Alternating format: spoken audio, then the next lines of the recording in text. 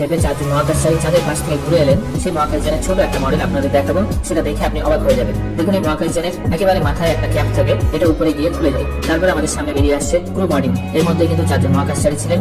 এই নিচের দিকে যে দাগ দাগ অংশ দেখলেন, এটাই কিন্তু ফুটসুট। এটাতে আগুনটা লেগে যায় পৃথিবীতে ঢোকার সময়। তারপরে অংশটা দেখুন, এটাকে আমরা বলি সার্ভিস মডিউল। এই সার্ভিস মডিউল এবং ক্রু মডিউল শেষ 9 দিন একসঙ্গে মহাকাশে ঘুরছিল। শেষে যখন পৃথিবীর বায়ুমণ্ডলে প্রবেশ করে, তখন আবার এই দুটো সেপারেট হয়ে যায়, দিয়ে সার্ভিস মডিউলটা মহাকাশে ধ্বংস হয়ে যায়, আর ক্রু মডিউলটা সাগরে এসে পড়ে। আর যেটাই ঘুরিয়ে খোলা হলো, এটাকে বলা হয় অরিয়ন স্টেজ অ্যাডাপ্টার। আর এই মুহূর্তে যেটা হাতে দেখতে পাচ্ছেন, এটাকে বলা হয় ইন্টারিম ক্রায়োজেনিক প্রপালশন স্টেজ।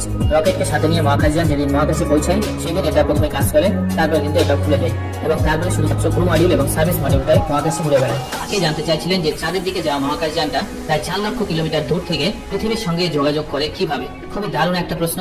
আসলে মহাকাশযানে লাগানো থাকে ট্রান্সমিটার, এবং ট্রান্সমিটার থেকে যে ডেটাটা রেডিও ওয়েভ রূপে পৃথিবীর দিকে আসে, সেটাকে ক্যাচ করার জন্য পৃথিবীতে থাকে বড় বড় অ্যান্টেনা, যেগুলোকে বলা হয় হাই গেন অ্যান্টেনা।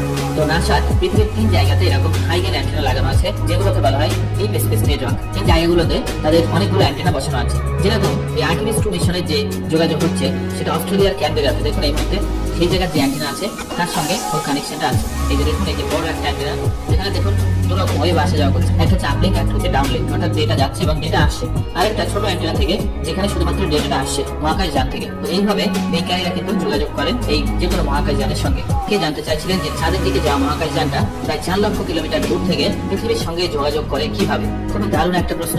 আসলে মহাকাশযানে লাগানো থাকে ট্রান্সমিটার, এবং ট্রান্সমিটার থেকে যে ডেটাটা রেডিও ওয়েভ রূপে পৃথিবীর দিকে আসে, সেটাকে ক্যাচ করার জন্য পৃথিবীতে থাকে বড় বড়